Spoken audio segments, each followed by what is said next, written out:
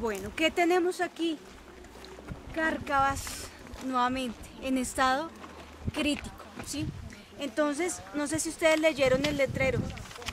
¿Qué dice? Reforestación de las zonas carboneras Plan de reforestación de las zonas carboneras de Colombia, ¿cierto? Como les decía, este proyecto debe durar 30 años, ¿sí? Entonces las autoridades ambientales comprometieron a esta empresa para que estuviera al tanto de las reforestaciones de este lugar a nivel compensatorio por la intervención de la explotación de carbón, como ya lo dijimos, ¿cierto? En las minas que quedan arriba. Pero entonces ellos trataron de estabilizar esa cárcava, como ya vimos, fracaso, ¿cierto? Como consecuencia de eso van a tener que estar pagando anualmente una cantidad de millones de pesos para tratar de conservar ese compromiso.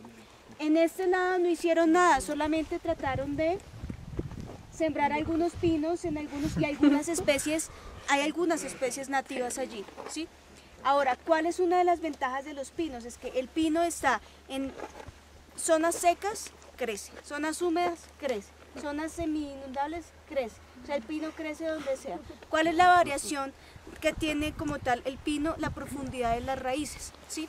Entonces, en zonas tan secas, el pino, ¿qué hace? Profundiza sus raíces lo más que puede hasta encontrar el agua, y la poca agua que cae de la atmósfera inmediatamente también la retiene. Si las aguas que tuvieran esos pinos fueran de aguas superficiales en los suelos, las raíces de esos pinos serían hacia los lados absorbiendo el agua. Entonces es una de las particularidades, que tiene los pinos, ¿cierto? Entonces, ¿qué hicieron acá? Sembraron eso.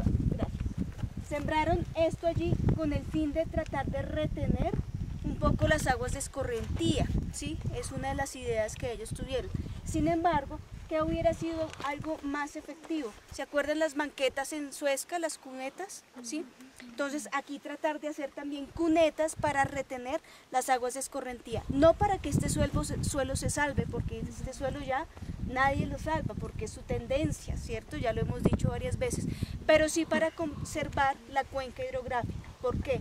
Todas las aguas de escorrentía de aquí, ¿a dónde van a parar? A esta represa, a la que está allí, a la represa de Guatavita, a la represa de Tominé, ¿sí? Entonces, ¿qué pasa? Si llegan todos esos sedimentos allí, las aguas comienzan a subir, ¿cierto? Y comienza a haber contaminación del recurso hídrico por material particulado. Entonces, ya el compromiso no es con este suelo, sino con los que se están formando y con los demás recursos naturales de la región, ¿sí? Entonces, ahí es donde tendríamos que pensar en eso. ¿Cuál sería el foco de contaminación por material particulado de esa represa? O sea, estas zonas. Entonces, ¿dónde tenemos que manejar el recurso hídrico de estas represas? En estos suelos, ¿sí? Ahí ya sería para manejar precisamente esa dinámica. También se le podrían dar estos otros usos a estos suelos. ¿Cuáles podrían ser? Extracción de material. ¿Qué más? Aquí se puede hacer un relleno. Relleno sanitario con su debido manejo, exacto, relleno, no botadero, ¿no? ¿Qué más? Ecoturismo, educación ambiental, ciclomontañismo, motocross, alguna cosa de esta, ¿cierto? ¿Sí vieron por allá? ¿Sí vieron aquí al lado izquierdo cuando venían en el bus cómo estaban? Bueno, entonces les estaba diciendo que los puntos críticos son las zonas de transición, ¿sí?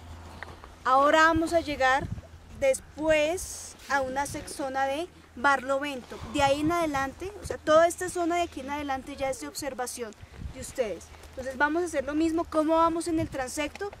Ya hemos pasado por toda esta zona de Piedemonte, ¿cierto? Pasamos por una zona lacustre, antrópica.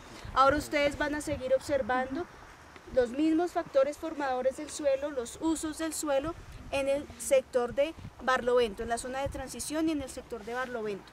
¿No sienten ustedes el ambiente seco? ¿Sí? Esto es así. Y si imagínense ahorita que de pronto lloviera. Si llegase a llover, estos serían ríos, ¿sí? Llevándose suelo totalmente en un momentico, ¿sí? Una cantidad de suelo en un momentico. Fíjense ustedes también allá en la cima de la cárcava, la parte del suelo ya está, de suelo orgánico, porque esto sigue siendo suelo, pero mineral. Esa parte de suelo orgánico ya está también prácticamente perdiéndose, ¿sí? Yo llevo haciendo esta salida hace 6 años. Sí, es tremendo, sí, o sea, cada vez que hago la salida unas 5 o 6 veces por semestre, estas cárcavas, más o menos donde están los palitos, más o menos, ¿sí los ven? Sí, ahí más o menos están, lo digo es por la referencia del árbol que tenía, ahí es donde más o menos hace unos 6 años estaba ahí la cárcava, ¿sí? Entonces tras cada aguacero, es impresionante, y habían hecho cultivos encima de la cárcava y se iban, ¿sí? Se iban, no había ni siquiera capacidad de retención de estos suelos. Pero, ¿qué le puede decir a favor pues, de los pinos y los eucaliptos? ¿Qué sería a favor, por ejemplo, para proteger infraestructura que tú ya no puedes mover? Entonces, por ejemplo, si hay una vía, ¿sí? Y son suelos húmedos y la vía constantemente por esa humedad se está deteriorando, entonces siembra pinos a los lados. Con eso los pinos retienen la humedad y no me está alterando la vía, por ejemplo. En sectores de barlovento donde hay exceso de humedad y eso me favorece los fenómenos de remoción en masa, puedo sembrar algunos pinos para ayudarme a controlar el exceso de humedad, ¿sí? Lo que pasa es que lo que les digo, pinos son especies exóticas, empezando por ahí, son especies introducidas, ¿sí? Entonces por eso es que no son compatibles con la naturaleza de acá, entonces crecen ellas pero ya no deja crecer a nadie más. Hay otras especies introducidas que han logrado romper esa alelopatía, pero estos no, ¿sí? Y además de tener alelopatía deterioran los suelos, entonces se podrían llegar a usar para salvaguardar alguna infraestructura ya existente en donde tengamos que llegar a esos términos, ¿sí? Y en zonas donde hay altos fenómenos de remoción en masa también podría llegar a ser. Sería una opción, porque es que ni siquiera sirven de biomasa, que es lo peor, ni para hacer compostaje, porque el tipo de material desprende la lignina, ese material como impermeable, que es como la resina, exacto, sí, entonces eso es lo que permite que no entre el agua. ¿Por qué es tan erosivo? Porque ese colchón, ese colchón que va formando abajo, como lo vemos a este lado, si quieren podemos observar, ¿sí? Entonces ese colchón que va formando, ese pasto chernocén, no enriquece el suelo. ¿Y por qué no lo enriquece? Porque el material que tiene es una resina precisamente que impide que la humedad entre al suelo y que haya una buena descomposición de la materia orgánica, del mulch, y que se forme ese chernocén, ¿sí? Esta es la otra parte que ellos hicieron de manera experimental, en donde en vez de estabilizar cárcavas, lo que hicieron fue, eso eran cárcavas y lo que hicieron fue removerlas con maquinaria, ¿sí? Transformar el paisaje completamente, o sea, tumbaron las cárcavas, ¿sí? Entonces las tumbaron, pero fue lo mismo, porque es que por más que tumben las cárcavas, el suelo sigue siendo el mismo. El suelo sigue teniendo una baja capacidad de estructuración y ambientalmente van hacia degradación. Pero les funcionó un poco mejor, pero igual siguen teniendo que hacer altas inversiones económicas anualmente para traer suelo orgánico y mantener este tipo de reforestación, ¿sí? Entonces, ¿qué están esperando ellos? A que se engorden esos pinos los que puedan, que acaben los 30 años, que les faltan 12 y cortar esto, ¿sí? Explotar, ya se olvidan de ese proyecto y ambientalmente va a ser peor, exactamente, para la sociedad. O sea, este terreno, ellos pueden situar este terreno a su acomodo. No, porque es dedicado a compensación. Pero después sí, cuando se vayan ellos pueden talar esto. ¿Sí?